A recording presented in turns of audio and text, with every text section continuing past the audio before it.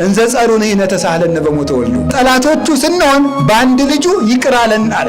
ሰው ሲከፋው ይለወጣል፣ ሲርበው ይለወጣል፣ ሲያኮርፍ ይለወጣል፣ ሲያጣ ሲነጣም ይክዳል፣ ሲደለል ይክዳል።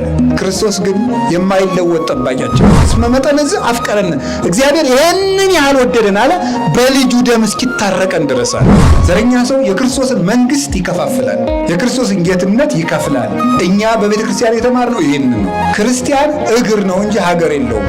ቅዳሴያችን አሃዱ ነው። ቤተ ክርስቲያናችን አንዲት ናት። ሃይማኖታችን አንድ ነው። እግዚአብሔር አንድ ነው። መምህራችን አንድ ነው። ሊቀ ካህናታችን ማን ነው? ኢየሱስ ክርስቶስ። ሃይማኖት የሌለው ሰው ወደ ጉልበት ነው የሚያደላው። ሃይማኖት ያለው ሰው ግን ሁልጊዜ ትህትናን ያስቀድማል። በተለይ ደግሞ ቤተ ክርስቲያን ውስጥ ጉልበት ቦታ የለው። ወንበር የሚሰጠው፣ ዙፋን የሚሰጠው፣ አክሊል የሚዘጋጅለት ለትህትና ብቻ ነው። ለትዕቢት፣ ለማን አለብኝነት፣ ለጉልበት በቤተ ክርስቲያን በሰማይም በምድርም ቦታ የለም። የዳሂቱ ልጅ ሊሆን መጣ። ባለጸጋው መለኮት መጥቶ ከድንግል ማርያም ማኅፀን አደረ። አንዳንዱ የአስኮላ ተማሪ እኮ እናቱ ጥሩ ልብስ ካለበሰች የምርቃቱ ቀን ባትገኝ ደስ ይለዋል። አንበሳውን በግ ታቀፈችው ይላል አባ ጊዮርጊስ።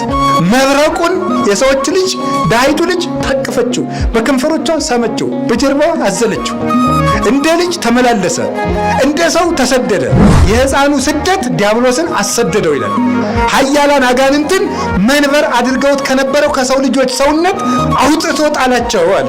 ከሰገድከው ስግደት፣ ከጸለየው ጸሎት፣ ከጾምከው ጾም፣ ከመጸወትከው ምጽዋት እግዚአብሔር ቸግሮት ልታለብሰው፣ ይሄ የምድሩ ሽታ ተበላሽቶበት እኛ ጥሩ መዓዛ ልናሸተው፣ እግዚአብሔር ቸግሮት ልንሰጠው፣ ርቦት ልናበላው፣ ታሞ ልንጠይቀው፣ እግዚአብሔር ጨንቆት ልናረጋጋው፣ እግዚአብሔር ከፍቶት ልናስደስተው አይደለም። ሰው ቢለግስ ልብስ ያለብሳል፣ ሰው ቢለግስ እንጀራ ያበላል እንጂ ሰው ቢለግስ ደም ያጠጣል፣ ስጋውን ያበላል አይችልም። ወንድሜ አሞሃል እንዴ? ቤተ ክርስቲያንና ሐኪም ቤት ናት። ኃጢአተኛ ነኝ ብለህ ትሸማቀቃለህን? ቤተ ክርስቲያን ሐኪም ቤት እንጂ ፍርድ ቤት የለ አይደለችም። አይዞህ አይፈረድብህም። ወንድሜ ጻድቅ ነህ እንዴ? ቤተ ክርስቲያን ውስጥ ኑር። ጽድቅህን የምትጠብቅልህ ቤተ ክርስቲያን ናት። አሁን እኮ ስናስቀድስ አለሰማችሁ? ውንብድናችን አምነን ነው የምናስቀድሰው እኮ።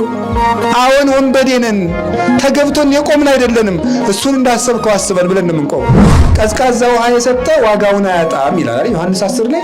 ለክርስቶስ ደምን መስጠትም ቢሆን ቀዝቃዛ ውሃ ነው። አካልህን እየቆራረጥክ እንኳን ለእግዚአብሔር ብትሰጥ ለእግዚአብሔር ተራ ስጦታ ነው።